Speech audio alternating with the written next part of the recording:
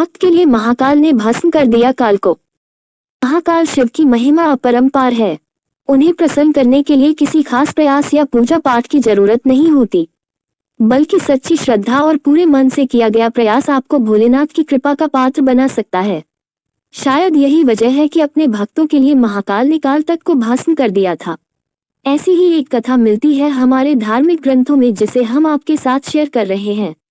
मान्यता है कि भक्तों का चरित्र पढ़ने और सुनने से भोलेनाथ की असीम कृपा और पुण्य की प्राप्ति होती है।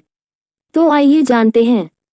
भक्त के प्रति महाकाल की अगाध आस्था की जिस कहानी का हम जिक्र कर रहे हैं वह स्वयं भगवान कार्तिकेय ने संतों को सुनाई थी। इसके अनुसार राजा श्वेतकेतु, जो कि भोलेनाथ के परम भक्त थे, उन्होंने काल को भी जीत लिया था। राजा श्वेतकेतु सदाचारी, सत्यवादी, धर्म के मार्ग पर चलने वाले शूरवीर और प्रजापालक थे। वह अत्यंत ही निष्ठा और प्रेम भाव से प्रजा का पालन और अगाध आस्था और श्रद्धा भाव से शिव भक्ति करते थे। उनके इस भक्ति भाव से महाकाल अत्यंत प्रसन्न थे। उनकी कृपा से श्वेतकेतु के राज्य के लोग दुख, दरिद्रता, अकाल मृत्यु और महामारी से अछूते थे। एक दिन जब राजा श्वेतकेतु का जीवन काल समाप्त होने को था और वह भोलेनाथ की आराधना में लीन थे, तब चित्रगुप्त ने यमराज से कहा कि राजा श्वेतकेतु की आयु अब पूरी हो चुकी है, अब उनकी प्राण हरने का समय है। तब यमराज ने अपने दूतों को आज्ञा दी कि वे जाएं और श्वेतकेतु के प्राण हर लाएं।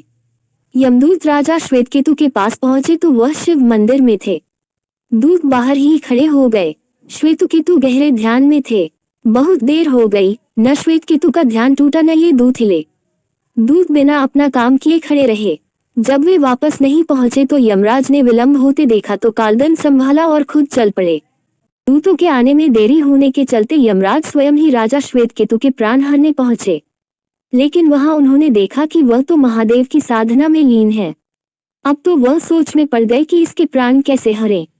उन्होंने सोचा कि यह अभी पूरी तरह शिव पूजा में डूबा है। इस स्थिति में शिव पूजा का उल्लंघन नहीं किया जा सकता। तब वह भी बाहर ही खड़े हो गए। उधर जैसे ही काल को इसकी सूचना मिली तो उन्होंने तलवार निकाली और शिव मंदिर में जा घुसे। काल ने देखा कि राजा श्वेतकेतु अभी भी भगवान शिव के लिंग स्वरूप के सामने बैठे ध्यान मग्न है। भोलेनाथ का तीसरा नेत्र खुलते ही काल वहीं राजा श्वेतकेतु के सामने जलकर भस्म हो गया।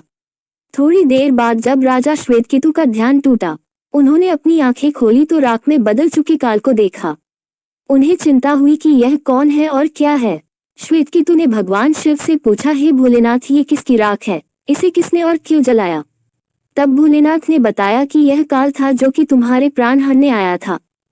राजा श्वेतकेतु ने कहा कि हे महाकाल, ये तो आपकी ही आज्ञा से तीनों लोक में विचरता है, लोक को नियंत्रण में रखता है। इसी के भय से तो लोग पुण्य कार्य करते हैं। आप इन्हें अतिशीघ्र जीवनदान दे दें। शिवजी की कृपा से कालजी उठा और उसने उठते ही श्वेतकेतु को अपने गले से लगाकर बोला, राजा, तुम जैसा तो तीनों लोकों में कोई नहीं है। तुमने तो अजय काल को भी जीत लिया। जीवनदान पाकर काल और यमराज ने कहा कि ऐसे जातक जो शिवजी के परम भक्त हैं, सच्चे मन और पूरी श्रद्धा से महाकाल की पूजा में लीन रहते हैं, सिर पर जटा और गले में रुद्राक्ष पहनते हैं, विभूति का त्रिपुंड ललाट पर लगाते और पंचाक्षर मंत्र का जप करते हैं, उन्हें कभी भी अकाल मृत्यु का ग्रास नहीं बनना पड़ेगा। कथा के अनुसार इस आशीर्वाद के बाद श्वेतकेतु ने लंबे समय तक राज किया और फिर महाकाल की कृपा पाकर उनमें ही विलीन हो गए। अच्छी आस्था हो तो भगवान भी उसका साथ देते हैं। कहानी का यह शेख हमें यह इजाजत लेता है, इसे हमें किसी का बुरा नहीं करना चाहिए और सच्चे मन से भगवान का पूजा करना चाहिए। ऐसी ही पौराणिक कहानियाँ, ऐसे ही कहानी सुनाने के लिए हर हर महादेव भक्ति अंकित पंडित चैनल सब्सक्राइब करें, से जुड़कर पढ़िए।